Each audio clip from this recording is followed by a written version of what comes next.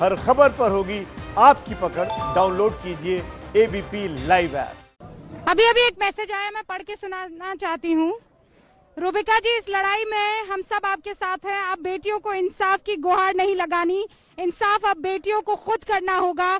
सोनिका शर्मा मथुरा, मेरी बेटी 3 वर्ष की है और आज पहली बार मुझे डर लगा कि मैं भी एक बेटी की माँ हूँ। प्रतिमा, ऐसी बहुत सारी हजारों लाखों माएं हिंदुस्तान की है जो आप में अपनी बेटी देख रही होंगी, आप में अपनी बहन देख रही होगी और आपने जो आज काम किया उसे देखकर उन्हें फक्र महसूस हो रहा होगा कि एक बेटी डटी रही, हिली नहीं और उसको जो करना था वो करके। We are all proud of you. Thanks a lot Pratima. और इसी तरीके से लगातार बहुत शुक्रिया रूबिका, बहुत शुक्रिया। लेकिन ये हमारा कर्तव्य है और ये देखिए हम जो लगातार कह रहे हैं, जिसे ये ड्यूटी कह रहे हैं, ये तो यहाँ पर शिफ्ट बजा रहे हैं। शिफ्ट खत्म होगी, ये चले जाएंगे, लेकिन इनको फर्क नहीं पड़ता किसी चीज से। ये ऊपर वाले का ऑर्डर मान रहे हैं, ऊपर वाला कह देगा तो जाने देंगे। एसआईटी कितनी देर से अंदर है, जवाब नहीं है। एसआईटी कब निकलेगी, जवाब नहीं है। एसआईटी की जांच कितने दिन में पूरी होगी, जवाब नहीं है। अरे नो कमेंट से आगे कब बढ़ेंगे ये लोग।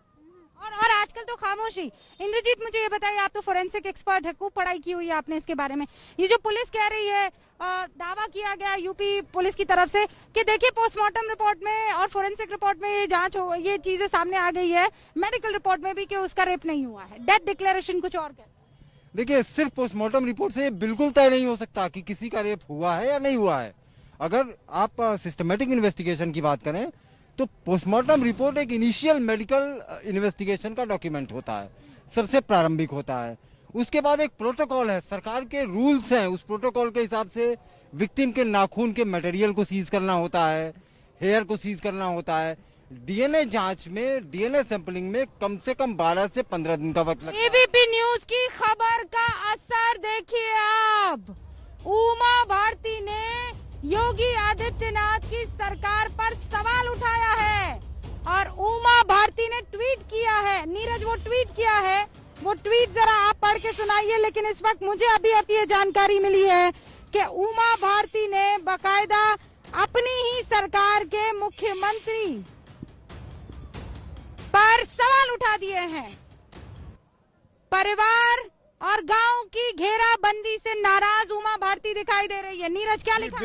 बिल्कुल उन्होंने लिखा है कि मैं बीजेपी में अपने वरिष्ठ एवं आपकी बड़ी बहन हूं। मेरा आग्रह है कि आप मेरे सुझाव को अमान्य मत कीजिए।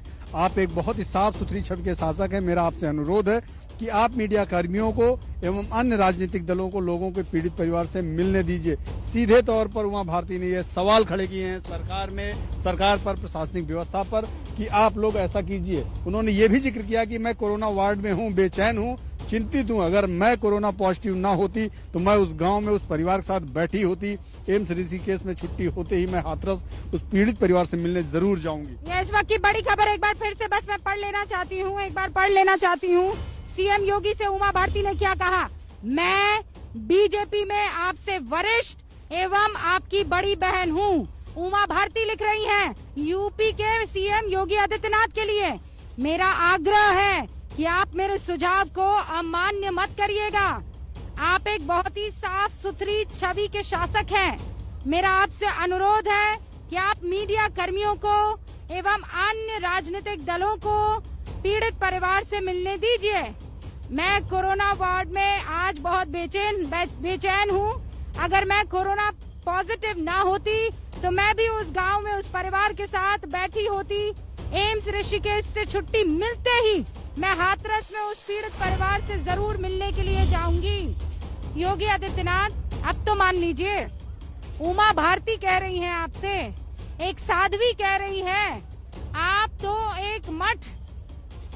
एक मठ के मुखिया हुआ करते हैं, तो आप ये बात एक साध्वी के कहे पर मान लीजिए। जनता की नहीं मानेंगे, कोई बात नहीं। अधिकारियों की नहीं मानेंगे, कोई बात नहीं। आपकी एक वरिष्ठ साथी आपसे कुछ कह रही है, वो तो मान लीजिए। हमने अभी राम मंदिर का शिलान्यास किया था तथा आगे देश में राम राज्य लाने का दावा किया है, किंतु इस घटना पर पुलिस की संदेहपूर्ण कार्रवाई से आपकी यानी यूपी गवर्नमेंट की तथा बीजेपी फॉर इंडिया की छवि पे आंच आई है। ये उमा भारती ने कहा है। अब कहने वाले तो कह देंगे उमा भारती तो बहुत नाराज चल रही है, तो उन्होंने लिख दिया भाई। भाई उमा भारती खुद को बड़ी बहन बताकर कह रही हैं कि अगर मैं आना चाहूँ तो आने दीजिए। हम आग्रह कर रहे हैं हाथ जोड़कर आपकी छोटी छोटी बहनें कि उस बहन का दर्द जानने दीजिए, उस बहन के परिवार वालों से पूछने दीजिए कि कोई कष्ट तो नहीं है, कोई प्रेशर तो नहीं है, कोई तकलीफ तो नहीं है। रूबिका, हमें भी तो नहीं पूछने दिया जा रहा। देखिए, एक बहुत क्लियर बात है, फिर बता देना चाहती हूँ, और मुझे लगता है एबीपी न्यूज की ये पूरी टीम और आप लोग भी यहाँ पर ये इस बात से अग्री करेंगे। हम यहाँ पर ना तो जज हैं, न वकील हैं, हम कुछ नहीं कर रहे हैं। हम सिर्फ परिवार की जो बात है आप तक पहुँचा रहे हैं। जो दोषी है वो तो कोर्ट में तय होगा ना। आरोपी जितने भी हैं वो एक इन्वेस्टिगेशन के थ्रू कोर्ट के सामने पहुंचेंगे, कोर्ट में सुनवाई होगी। अगर वो सही है तो बरी हो जाएंगे, नहीं है तो जेल के पीछे जाएंगे। हम ये थोड़ी कह रहे हैं कि जो दिख रहा है वो सच है। अरे जो सच है वो भी तो सामने आए ना। हम तो बहुत सिंपल सी एक बात कह रहे हैं कि बेटी के परिवार से हमें मिलने दीजिए। ये तो सच है ना कि बेटी खोई है, ये तो सच है ना इंद्र जी। बिल्कुल बिल्कुल, जिस तरह से ये लोग आनन फानन में मना कर रहे हैं पोस्टमार्टम रिपोर्ट को हाथ में लेके कि भैया कुछ नहीं हुआ इसके साथ, ये गलत है। ऐसे आप नहीं कह सकते। सरकार के जिम्मेदार लोग जो इतने पढ़े लिखे हैं उन्हें ये समझना चाहिए कि अभी नेल्स के सैंपल की डीएनए रिपोर्ट आने में कम से कम 15 से 20 दिन लगेगा। आप कैसे एक ही झटके में आप कह सकते हैं कि नहीं हुआ? ये गलत है। ये बहुत ही गैर जिम्मेदाराना है। और जो सीनियर पुलिस अफसर हैं कोर्ट में होगा। सबसे बड़ी बात है रूबिका की ट्रायल होता है कोर्ट में, कोर्ट तय करता है, जज तय करते हैं कि कौन दोषी है कौन दोषी नहीं है। तो उससे पहले ये अधिकारी कैसे जज बन गए, ये बड़ा सवाल है। तो हम कोई जज थोड़ी बन रहे हैं, हम तो बस जाकर पता करने की एक बार फिर कोशिश करते हैं। प्रतिमा एक बार फिर कोशिश करते हैं, आइए एक बार फिर कोशिश करते हैं। फिर पूछने आए हैं, एडीएम साहब की गाड़ी है। अब आप लोग खड़े हो जाते हैं अचानक जैसे ही हम यहाँ आते हैं। मुझे वो देखिए वो वहाँ पे क्या हो रहा है, वो लाइट रोशनी क्या है, मुझे इतना तो बताइए वो क्या है। वहाँ तक तो जाने दीजिए ना। तो वहाँ लाइट क्यों लग रही है? अधिकारियों से बात कर अधिकारी नहीं, अधिकारी नहीं। हाँ तो फिर तो हम वहाँ जा सकते हैं, बुलवा लेंगे अधिकारियों को। हाँ, तो आप बुलवा भी तो जी बिल्कुल हम बात करते हैं। Please ma'am cooperate. We are cooperating ma'am. देखिए हम बिल्कुल भी यहाँ से जाएंगे ही नहीं, हम बार बार आकर आपसे पूछेंगे बस। कोई बात नहीं मैम। हम यहाँ पर ऐसी कोई चीज नहीं करेंगे जो आपकी ड्यूटी से आपको रोके। पर बस ये तो बता दीजिए कि अंदर कितना लगेगा, कितना टाइम लगेगा। इनको 14 घंटे हो गए, आपको पता है 14 घंटे हो गए। मैम मैं विनम्र निवेदन कर रही हूँ एक बार फिर से, सुबह से ऐसे ही कर रहे हैं क्योंकि आज गांधी जयंती है। कोई जोर आजमाइश नहीं की जा रही है एबीपी न्यूज की तरफ से। विनम्र निवेदन है कि गांधी जी की ही लाज रख लीजिए। हमारे सवालों से प्रॉब्लम है, कोई बात नहीं, गांधी जी की लाज रख लिया। आपके कोर्स के हिस्सा में तो गांधी जी भी रहे होंगे। अच्छा अर्चना जी आप साथ चल लीजिए ना, हम कुछ नहीं, आप दिखा दीजिए मकान दिखा के वापस ले आए। Please ma'am please try understand. हम बस देख के खुश हो जाएंगे कि वो ठीक है, सुरक्षित है। पूछ लेने दीजिए कि उनके ऊपर कोई दबाव है या नहीं है, बिना कैमरे के। इसमें तो मान जाइए, बिना कैमरे के ले चलिए। इसमें तो मान जाइए। हाँ प्लीज मुझे ले चलिए आप। मैं कह रही हूँ कुछ नहीं तो इस बात का एहसास कीजिए कि मैं सुबह 7 बजे से हूँ यहाँ, 8 बजने को है, और सिर्फ ये कह रही हूँ कि पीड़ित परिवार से एक बार मिलने दीजिए। आप नहीं चाहते। अच्छा हम कैमरा नहीं ले जाएंगे। आप मुझे जाने दीजिए। प्रतिमा को ले जाने दीजिए। प्रतिमा को ले आप जाइए। मुझे जाने दीजिए। आप अर्चना जी प्रतिमा को ले जाइए, हम यहाँ इंतजार करें, वो सिर्फ परिवार से मिलकर आ जाएंगे। मुझे हम आपकी बात कन्वे कर देंगे मैम, प्लीज वेट। आप अपने अधिकारियों तक ये मैं बात जाना करें। चाहती हूँ, हम करने मैं का। जाना Please, चाहती हूँ। आप कहेंगी तो please. कुछ नहीं लेकर आऊंगी। Please. एक बार जाने तो दीजिए, देखने तो दीजिए हो क्या रहा है अंदर। Please ma'am. अकेले प्रतिमा से जाएंगे। जांच हो रही है। अर्चना जी अकेले प्रतिमा, आप इनको लेके जाइए बगैर कैमरा के, जांच हो रही है मैम। बगैर कैमरा के, बस ये चलेंगे एक बार ये विक्टिम बस से इनको बात करने। बगैर कैमरा के, हम आपके बिना कैमरे के ले ना मैम, ले जाइए ना, कोई हथियार नहीं। ये मोमबत्ती से आपको दिक्कत है, मैंने मोमबत्ती भी ले ली, आप ले जाइए। चलिए मैम। अंडरस्टैंड प्लीज मैम हमें मैं कह रही हूँ तो कुछ भी आप नहीं है कुछ इनके नहीं- हाथ में, कुछ नहीं, सिर्फ एक सवाल है परिवार वालों अब से। कुछ भी नहीं है। ठीक है कि नहीं है, कुछ भी आज 3 दिन से पता नहीं चल रहा है परिवार किस हालत में है। क्यों? क्योंकि मीडिया को यहीं पर रोक दिया गया है। अब यहाँ तक आ गए तो थोड़ी दूरी और सही, 900 मीटर की बात है मैम, हम तय कर लेंगे, कोई दिक्कत नहीं। नो कैमरा, आप पूरी फौज ले चलिए, मैं एक अकेली, आपकी पूरी फौज। ओनली जाइए मिस सिंह, इनको ले जाइए। ये परिवार वालों को मिल के आ जाएंगी, सिर्फ ये पूछ के आ जाएंगे आप ठीक है, और लौट के आ जाएंगे। नो कैमरा, नो माइक, आप जो कहेंगे जैसे कहेंगे। आई कार्ड हटाना है वो भी हटा देंगी। अब इतने पे तो कोई आपको परेशानी नहीं होनी अब कोई परेशानी नहीं होनी चाहिए मैम, आप ले जाइए इनको। अच्छा, आप 100 लोगों की फौज है, ये अकेली है प्रतिमा मिश्रा, अब इनसे क्या डर है आपको? क्या ये कानून व्यवस्था में कुछ बाधा डाल सकती हैं? चेक कर लीजिए, आप कंप्लीटली इनको चेक कीजिए। आपके पास तो लेडी कोई बात नहीं है, कीजिए, उनको ले कोई जाइए। Faith in you. सुबह से है ना मैम, वो कह रही है कि उनको परिवार मिलने दीजिए। किसी बड़े अधिकारी को ले आइए, अगर आप नहीं ले जा सकती कोई बड़े एडीएम को ले आइए, एसडीएम को ले आइए, वो सब है अभी उनके अंदर। साथ जाएंगे। है अभी अंदर, ये शिफ्ट उनकी भी खत्म हो गई मैम, ये वो है अभी अंदर। बता दी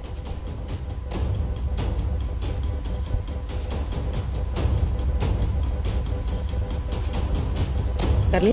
कौन सी जांच चल रही है मैम? इतनी रात, सुबह 7 बजे से 7:43 हो रहे हैं, कौन सी जांच चल रही है? ये कहाँ से आई है? ये होनालुलु से एसआईटी आई है। ये कैसे काम करती है? ये कैसे काम करती है? मतलब रात रात भर, और वो भी विक्टिम के घर पे रहती है। एसआईटी इस समय गांव में नहीं होगी। एसआईटी अपने दस्तावेज जो भी यहाँ उन्होंने स्टेशन ऑफिस बनाया होगा, वहाँ पे बैठ के वो दस्तावेजों की खानापूर्ति कर रहे होंगे, क्योंकि जांच में, इन्वेस्टिगेशन में ऐसा कोई प्रोटोकॉल ही नहीं है कि आप सुबह से रात तक विक्टिम के घर पे पड़े रहिए। कौन सा स्टेटमेंट रिकॉर्ड कर रहे हो भाई? सुबह 7 से लेकर रात के 7-8 बजे तक 13 घंटे से आप भाई जब प्रतिमा को रोका। अच्छा, एसआईटी है कि नहीं? हाँ या ना? उसमें तो मैम हम यहीं खड़े हैं, हम यहीं ड्यूटी दे रहे आप बता दीजिए, एसआईटी हैं। मैम हम भी यहीं खड़े हैं, हम भी अंदर नहीं वही गए। तो बता दीजिए, एसआईटी अंदर है कि नहीं है? सर आप बता दीजिए, एसआईटी अंदर है कि नहीं है सर? सीओ साहब, एसआईटी अंदर है कि नहीं है सर? एसआईटी है कि नहीं है सर? अंदर है एसआईटी? अरे आप भी थक गए हैं, हमें पता है, हम भी थक गए हैं। चलिए थोड़ा आराम करके, नहीं हम भी थक गए, कुर्सी पर थोड़ा टाइम बैठ जाते हैं। आप बता दीजिए ना सर, बता दीजिए ना, अंदर एसआईटी है कि नहीं है सर? सर आपके घर में परिवार में आपकी बेटी है? बेटी है सर? पूरा देश इस वक्त, अभी आप लाइव है सर। सर हम यहाँ लड़कियां यहाँ पर हैं। मैं एक बेटी हूँ, आपके घर में भी बेटी होगी। हाँ, मैं भी एक बेटी हूँ सर। बताइए ना, सुरक्षा के लिए हम सिर्फ परिवार से ये मिलना चाह रहे हैं। वो प्रतिमा आइए ना, आइए प्रतिमा। सर आप भी सुबह से यहाँ हैं, मैं भी सुबह से यहाँ हूँ। आप अपनी ड्यूटी कर रहे हैं, मुझे मेरी ड्यूटी तो करने दीजिए सर। मेरी ड्यूटी करने से तो पिछले 3 दिन से रोक रहे हैं आप। बैरिकेडिंग के पास खड़े होकर क्या बताएंगे अंदर क्या चल रहा है? कल तो एसआईटी बहाना था, एसआईटी मेरी आंखों के सामने चले गए। आज जाते हुए किसी ने देखा नहीं, कोई तैयार नहीं कि एसआईटी अंदर है या नहीं है। कोरोना का भी बहाना था, कोरोना का हाथरस में किसी को डर तो दिखाई दे नहीं रहा। जाने कोई गाड़ी आई है, चलो भाई कोई गाड़ी आई है, फिर गाड़ी आई है। अब देखें ऐसा क्या है वहाँ पर, क्या है?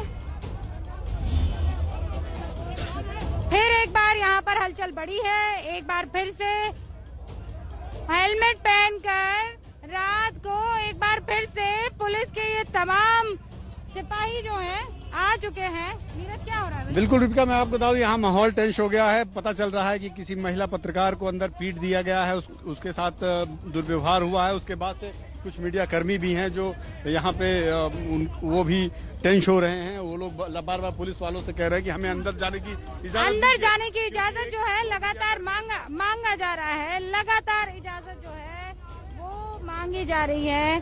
हम सब सुबह से नीरज यहाँ पर आग्रह ही तो कर रहे हैं कि हमें जाने दिया जाए, लेकिन वहाँ हमें जाने नहीं दिया जा रहा है। हम कोई जोर जबरदस्ती नहीं चाहते हैं प्रतिमा, उसके बावजूद जाने नहीं दिया जा रहा है। गांधी जी के तौर तरीकों को अपनाया हुआ है एबीपी न्यूज ने आज सुबह, और गांधी जी को जो सम्मान देना चाहिए, सम्मान जो दिया जा रहा था उनकी समाधि पर जाकर, वो कायदे से यहाँ पर देना चाहिए, पीड़ित परिवार को न्याय देकर। क्या मजाक कर रहे हैं आप लोग? किसी सवाल का जवाब आपके पास है नहीं। हम धरने पे बैठते तो भी घसीट के उठा दिया जाता है। पूछते हैं तो चुप्पी साथ देखिए चले तस्वीरें दिखाइए। दरअसल ये सादी वर्दी में बताया जा रहा है पुलिस वाले जो गांव के अंदर अभी घूम रहे हैं और ये मीडिया के साथ धक्का मुक्की कर रहे हैं। यानी ये अगर ये तरीका है तो ये क्यों, किस तरीके से ऐसे किया जा रहा है? सादी वर्दी में पुलिस यहाँ क्यों घूम रही है? आखिर मीडिया के साथ धक्का मुक्की करने के लिए क्या पुलिस को ये हथकंडा अपनाना पड़ेगा कि आप छुपकर हमारे ऊपर हमला करेंगे? चलिए हम पूछते हैं, चलिए हम बताते हैं कहाँ से आए ये सादी वर्दी में लोग, क्यों ये मीडिया के साथ धक्का मुक्की कर रहे हैं, कौन है ये लोग? ये पुलिस को बताना चाहिए।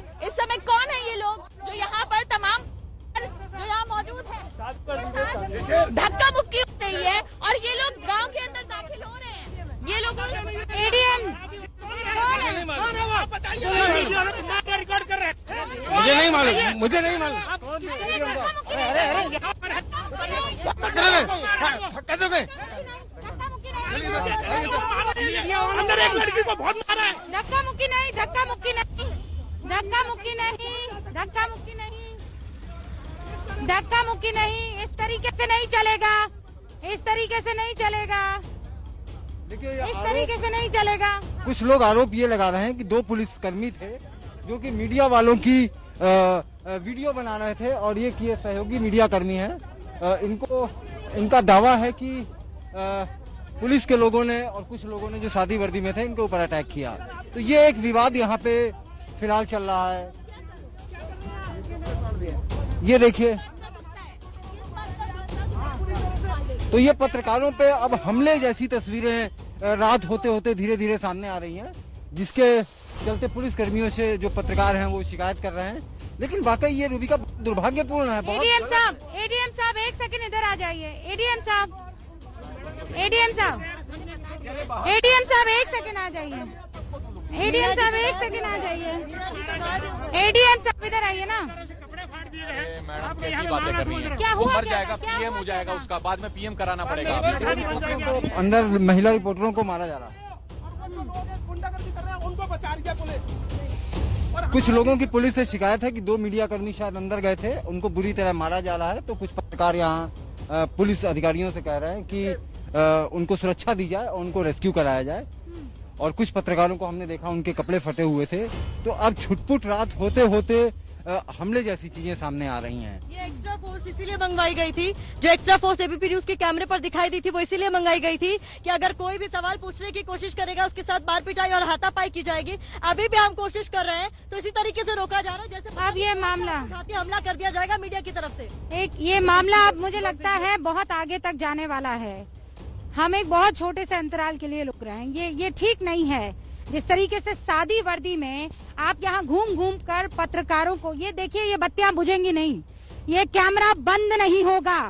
पुलिस वाला गुंडा कौन है जो यहाँ घूम घूम कर पत्रकारों को पीट रहा है? बताइए कौन है वो? एडीजी लॉ एंड ऑर्डर कहाँ है आप? आइए ना सर, पूरा देश हमारे साथ है और आप यहाँ सादी वर्दी में घुमाकर पत्रकारों को पिटवा रहे हैं। अब ये दिन देखने बाकी रह गए थे, वो भी आज 2 अक्टूबर के दिन एक छोटा सा अंतराल लौट रहे हैं।